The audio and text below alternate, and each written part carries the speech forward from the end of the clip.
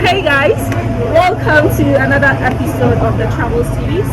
With travelers, content creators, whoever I see and meet, I'm gonna ask them questions because people need to travel out there.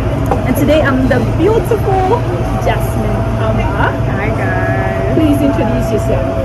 Hi, I'm JASMINE AMA. I ran the JASMINE AMA channel. Australian-born Ghanaian who moved from Sydney, Australia to Ghana.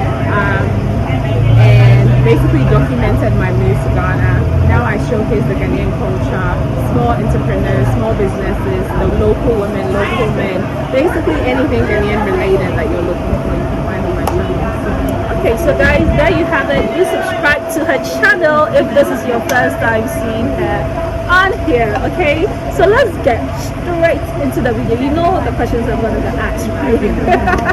All right, I know you love to travel. How many countries have you been to? I'll pick it up. I think it's about 40. African or a mix of both? Unfortunately, African, I've only been to Ghana. What? Sadly, I know, because Australia is so far away. Not even the neighboring countries here in Ghana? Hey! I transited in Kenya once, but that was it. But that's my goal. Now that I live in Ghana, I definitely want to explore the African countries because now I'm closer. But Australia is just so far away, so it was a bit hard to do. Okay, so when you were in Australia, you visited more places. I did, yes.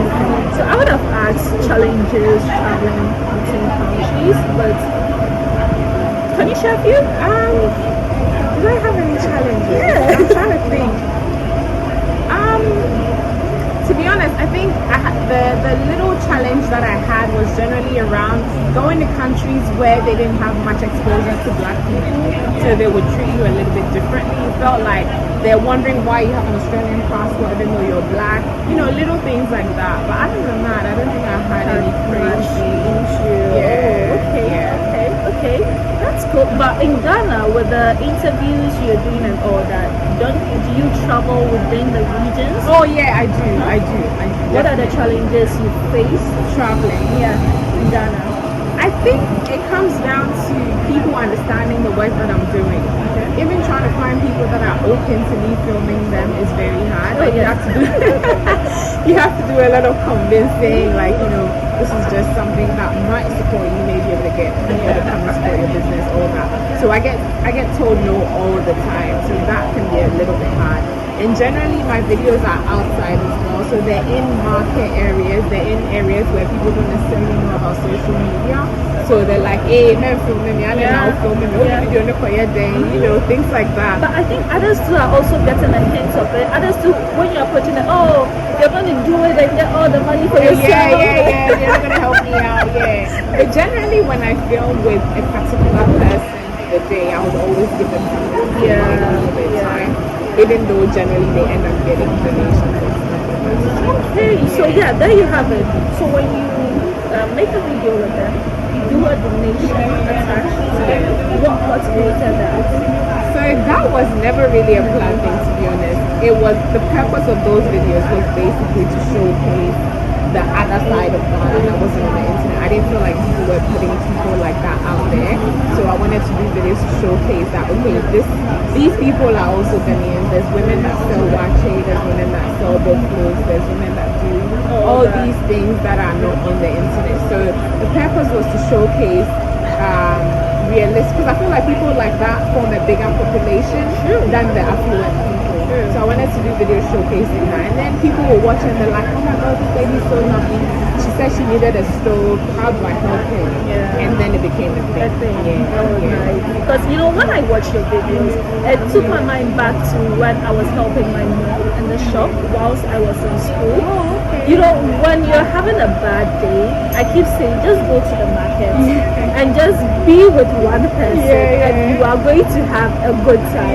Because it was like a place where whether you're feeling sad or whatever you are going through, just go to the market. What does your mom sell? Oh, she sells condo and cassava things. So I understand when you are making videos from the market scene, and I watch it and I'm like, yes. I really wish I could do it, but I don't have the time because now exactly. Okay, so back to our questions. You're on YouTube. How has the experience been so far?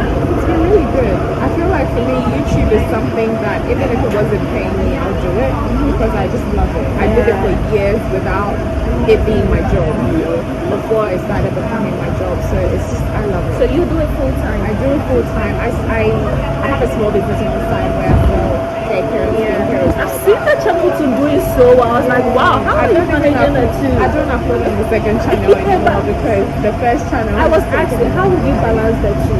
It's hard. It's too hard. But it's crazy. When I used to upload there, I used to do one video on my main channel and one video on that channel a week. So that was okay. But now that I'm doing 2 videos on my main channel, it's almost impossible to do a video on that channel. So it's kind of the old videos that are still being viewed, but I'm not really uploading there as well. So I saw you went to Ada and you experienced a festival for the first time.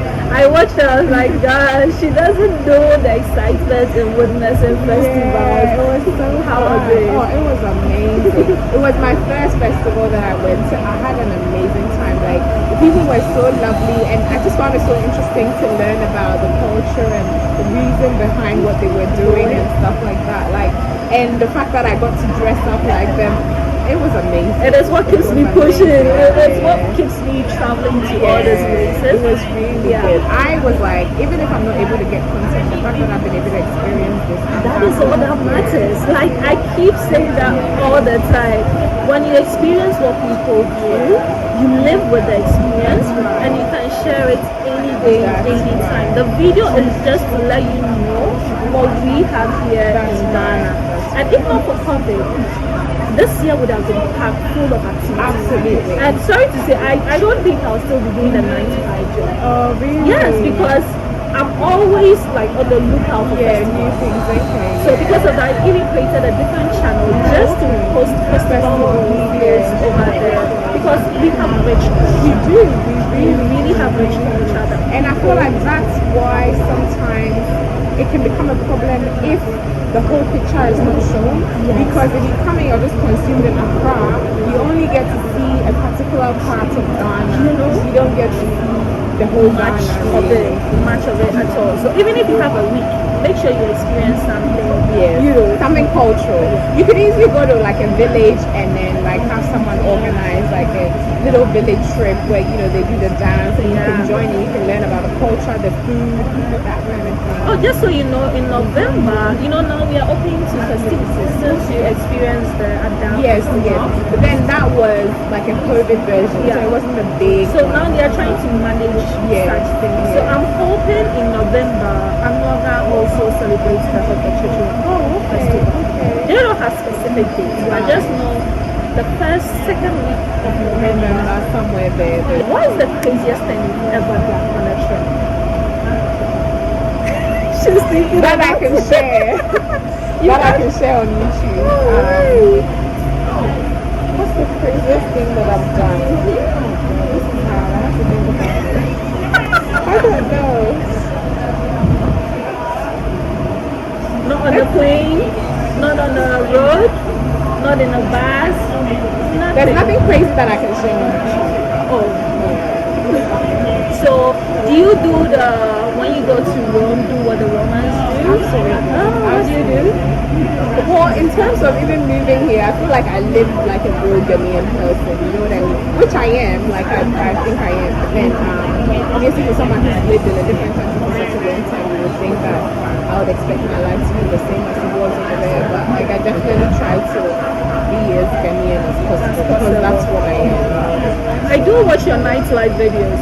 Oh yes, when I go out partying and stuff. Is that a day where like the guys approach you and all that? Oh yeah. And what do you do? It depends. Like I feel like Ghanaian men are so forward. They're like, I remember there was this one time I went to Palace Decor to buy a sink or something like that. And and I was trying to find someone to help me to get the thing that I wanted. But then I couldn't find anyone. And then this guy walks up to me, he's like, oh, do you need help? I was confused because I was like, he doesn't have the uniform on, so why is he asking me that? Does he work here? And then he was like, oh, and I was like, yeah, I'm trying to find a worker. And he was like, okay, I'll be back. And then he went and spoke to the manager and everything and came back. So I was like, okay, maybe he's the manager, so he doesn't wear the uniform. And then one of the guys was coming to help me, and on his way to me, this guy who went to get him came back and was like, oh, so can I be your friend? How do I get your number? And I was like, that is so smooth. Like, just pretend like you work here, pretend like you're trying to help me, just so you can get my number. That's a good one. But like, I get people approach me all the time, like when I go clubbing and stuff like that. But I guess like I can't give my number to every single person either. So I'm very picky about who I give my number to. Like sometimes I'll take yours and then I just won't call, or like It's one of those things. But maybe if I saw you a second time, then I'm like, oh yeah, I've met you before, then maybe we can become friends or something. But yeah, generally I won't give my number. And they don't worry you afterwards, right? No, well, I don't give my number to them. So, and I guess through social media as well, I get a lot of like messages and stuff like that. Like, are you single? So are you single? You're not. So, okay, since you're not, does he understand what you do? Oh yeah, absolutely. And do you guys travel together? Rarely. Because now, because of the job that I do, I travel for work. So if he came, he's just going to be bored because I'm just filming the whole time. But we travel once in a while we go, and those trips I don't do. Like, I don't Oh yeah, it's personal. You don't need to know. You don't need to know about it. So, would you say your trips are sponsored? No, my trips are not sponsored. Generally, they're all just funded by myself. Yeah, I'm sponsored in other ways. There's other videos that I do that are sponsored, but not my trips. Any tips for people who want to travel YouTube-wise?